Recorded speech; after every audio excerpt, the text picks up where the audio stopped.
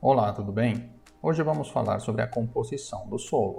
Como dizemos na aula anterior, o solo pode ser representado como um ciclo natural em que participam fragmentos de rochas, minerais, água, ar, seres vivos e seus detritos em decomposição. Dessa forma, o solo pode ser considerado como resultado das interações da litosfera, hidrosfera, atmosfera e biosfera. Quando falamos da composição do solo, os solos possuem três fases: sólida, líquida e gasosa, cujas propriedades relativas variam de solo para solo, e em um mesmo solo, com as condições climáticas, a presença de plantas e o próprio manejo desse solo.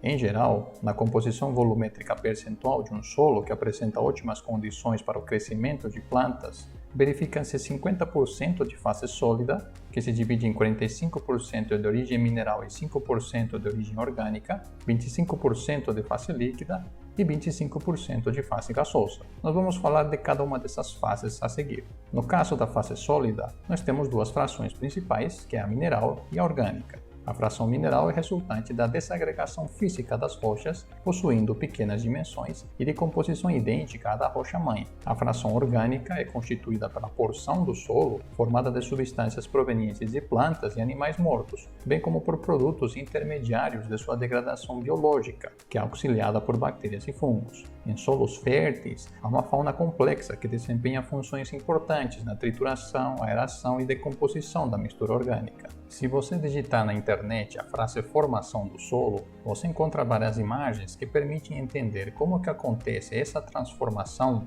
da rocha-mãe para um solo maduro. Nessa figura, por exemplo, nós observamos na primeira coluna esquerda uma representação da rocha-mãe. A partir de diversos processos de interperismo, a rocha-mãe vai lentamente se desgastando e se fragmentando. Paralelamente, você tem processos de decomposição vegetal e animal que começam a formar a fração orgânica do solo. O gráfico mostra o processo de solos jovens na segunda e na terceira coluna. Na última coluna, nós temos um solo maduro, com várias camadas referentes ao solo e uma quantidade menor da rocha-mãe.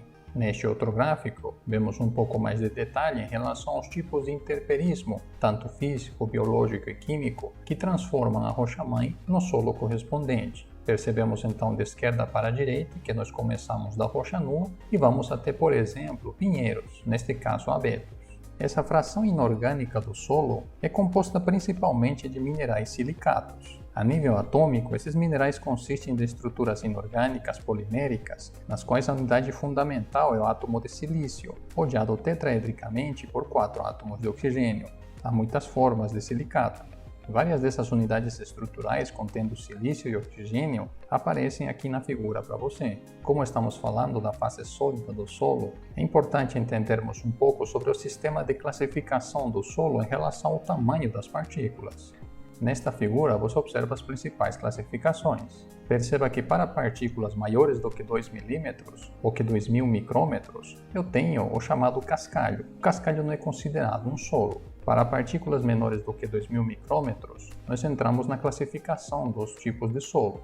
Em uma faixa de tamanho de partículas de 2.000 micrômetros e 200 micrômetros, nós temos a areia grossa. Entre 200 micrômetros e 20 micrômetros, temos a areia fina. Entre 20 micrômetros e 2 micrômetros, nós temos o silt, e para partículas menores do que 2 micrômetros, nós temos a argila. Perceba então que cada uma dessas faixas de tamanho de partículas identifica solos argilosos, solos siltosos ou solos arenosos. Em virtude do tamanho da partícula da areia ser grande, ela tem uma densidade relativamente baixa e a água corre facilmente através do seu interior. Ao contrário, os solos compostos de argila são densos e possuem drenagem e aeração pobre, uma vez que as partículas de argila formam uma massa pegajosa quando estão úmida, em contraste com as partículas de areia e silt, as quais não se aglomeram umas com as outras. O melhor solo para a agricultura possui uma combinação de vários tipos desses solos. Vamos falar agora sobre a fase líquida do solo. A fase líquida representa o que conhecemos como solução do solo, cujas principais características são: constitui uma parte importante relacionada ao fornecimento de nutrientes para as plantas, é o meio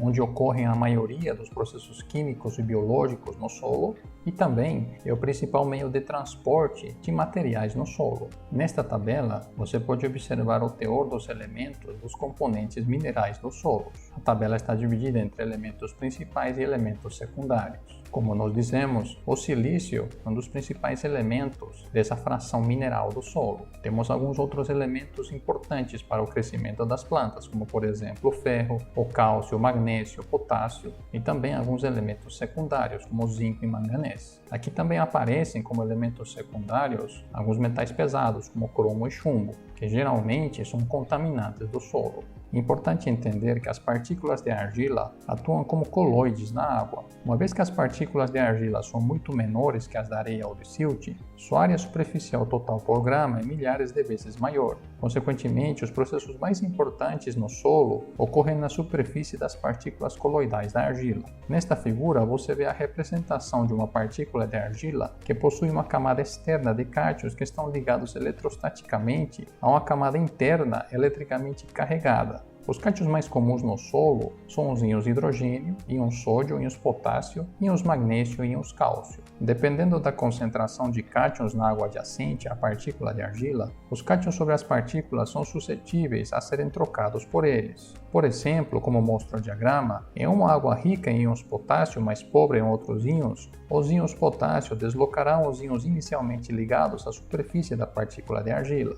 Do lado direito, por exemplo, do diagrama, você observa que nessa situação a partícula de argila fica rodeada praticamente de íons potássio, e os íons cálcio, magnésio, hidrogênio, sódio e cloreto são então liberados para a solução do solo. Esta capacidade de troca de cátions, na verdade, é um parâmetro importante a se analisar quando se estudam diversos solos. Quando temos, por exemplo, um solo ácido, a partícula da argila praticamente fica rodeada de íons H+. Isto impede, por exemplo, que o solo consiga capturar elementos que são importantes para o crescimento das plantas. Esse tipo de solos ácidos, então, precisa de um tratamento, geralmente realizado através de corretivos agrícolas, num processo conhecido como calagem do solo. Nesta tabela que você vê aqui na tela, você pode observar uma análise de diversos tipos de solos em relação à capacidade de troca de alguns cátions. Os dados aparecem como equivalentes em miligramas trocáveis por cada 100 gramas de terra. Os valores também podem ser expressos como centimol ou milimol por massa de solo utilizada. A análise da capacidade de troca dos íons potássio, cálcio, magnésio, hidrogênio e alumínio permitem obter informações importantes sobre vários desses tipos de solo. Finalmente, falando da face gasosa do solo, esta apresenta, de um ponto de vista qualitativo, os mesmos componentes principais presentes no ar atmosférico. De um ponto de vista quantitativo, no entanto, pode haver grandes diferenças devido à respiração das raízes e micro-organismos, à decomposição da matéria orgânica e também às reações ocorridas no solo. Devido ao consumo de oxigênio e liberação de dióxido de carbono, com constantes alterações nos fluxos entre os compartimentos, a composição do ar no solo não é fixa.